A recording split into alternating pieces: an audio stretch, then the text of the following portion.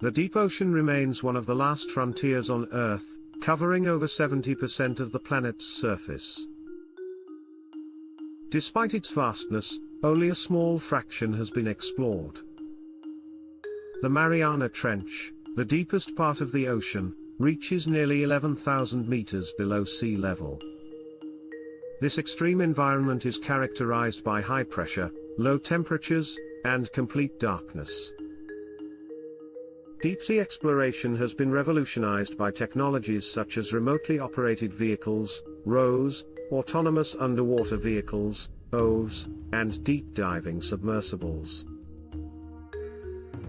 These technologies allow scientists to capture footage, collect samples, and conduct experiments in the deep ocean. For example, the deep-sea submersible Alvin explored hydrothermal vents, discovering unique ecosystems, sustained by chemosynthesis rather than photosynthesis. Hydrothermal vents are underwater geysers that emit mineral-rich water, supporting life forms like tube worms, giant clams, and vent crabs. These organisms have adapted to the extreme conditions, providing insights into the potential for life in similar environments on other planets, such as Jupiter's moon Europa.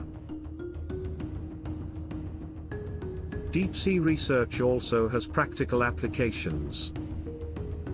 Many marine organisms produce bioactive compounds with potential pharmaceutical uses.